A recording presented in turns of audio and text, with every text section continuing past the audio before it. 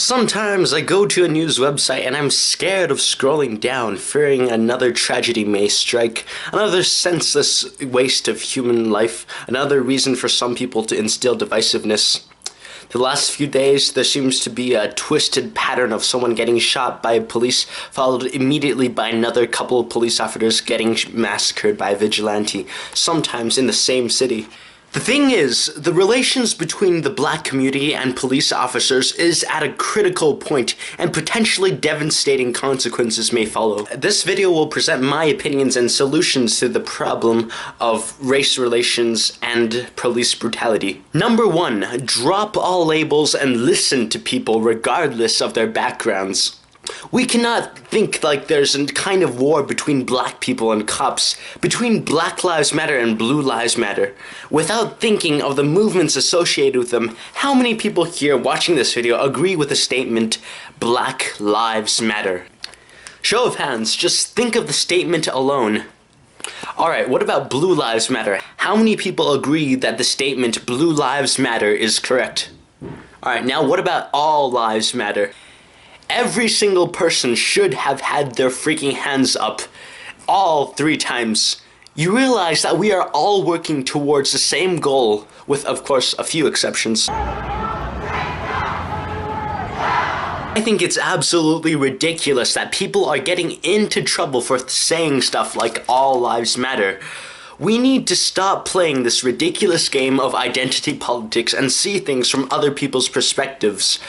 Hear what they have to say. To black people angry at all lives matter, nobody is saying that in response to your stories about your struggles, or at least not the vast majority of people. It is simply acknowledging that there are victims of police brutality who are not black.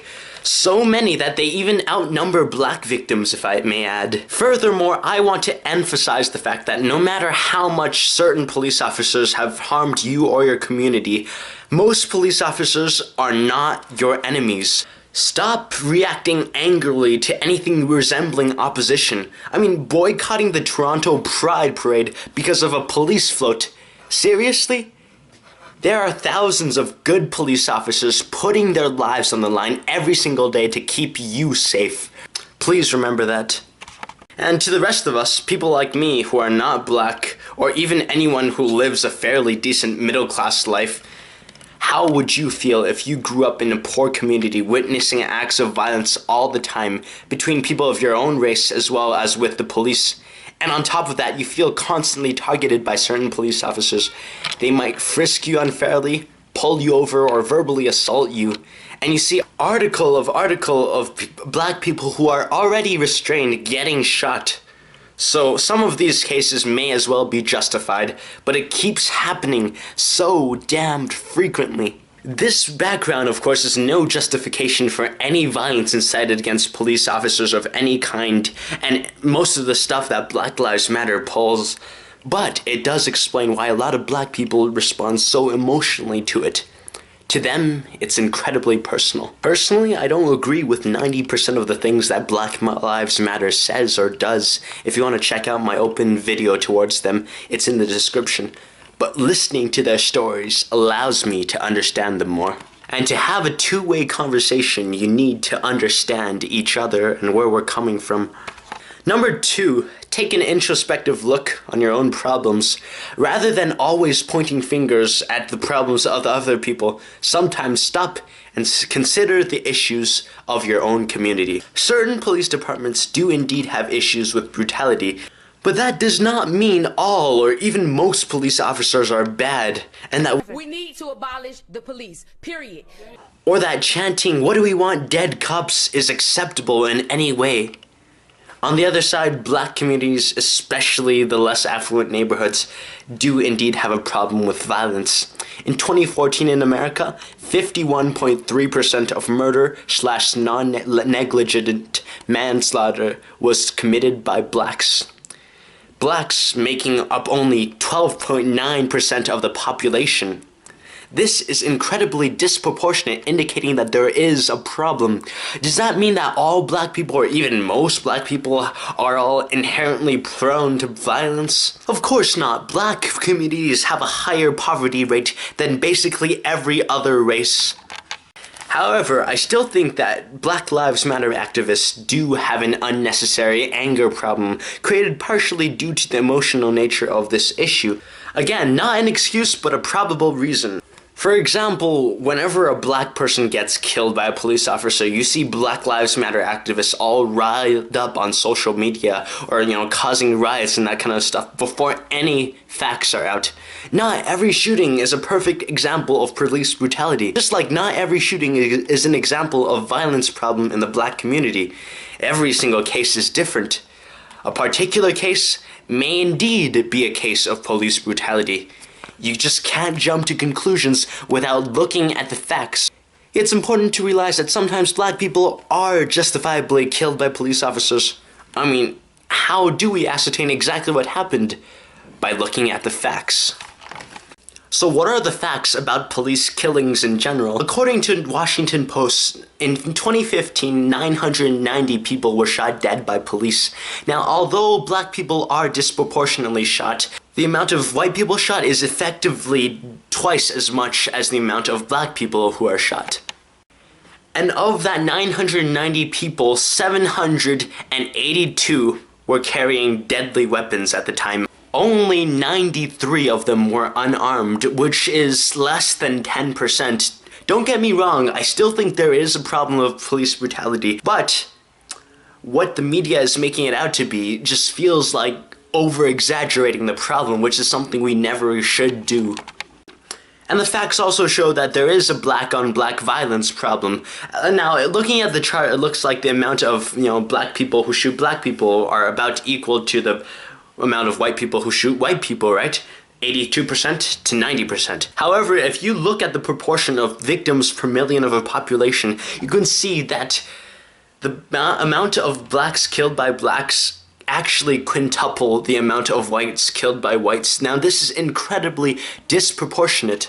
In 2013, a study showed that the leading cause of death among young black men between ages 15 and 34 is homicide. The same age group for white people is accidents. So you can see a clear disparity between the races. Again, does that mean all black people are violent or black people are inherently violent or something? Of course not. There is a poverty problem within the black community. So we are all working together and understand these facts and the situation. We must apply these facts to a reasonable and effective solution. Here are some measures I think we as a society should lobby for to end police brutality and improve relations with the police and the public so less civilians and police officers are victims of crime. If you have any criticisms of these, please leave them in the comments. Number 1, demilitarize the police. Demilitarize the police. Giving police officers military-grade weapons just increases the authoritarian power of the government and puts a barrier between citizens and police officers. Think about it. Would you be comfortable seeing police officers driving around with grenade launchers? Number 2, decriminalize victimless crimes. If all drugs were decriminalized, not the same thing as legalized, by the way. I don't want my local London drugs to sell cocaine. Police officers wouldn't have to waste their time going after people who are not threats to society. Number 3, involve the police in the community. Police officers should be encouraged to work with the community to solve problems, volunteer with charities, and become a guest speaker with schools and community organizations like Boy Scouts. This way it would allow police officers to be seen as humans rather than dicks who pull you over and give you tickets. Conversely, citizens should be encouraged to work with police officers. Police Chief David Brown stated that he felt police were being asked to do too much and pleaded with the community to help for activists to join in with the police officers. And I'll just ask for other parts of our democracy, along with the free press, to help us. And not put that burden all on law enforcement to resolve. We're hiring.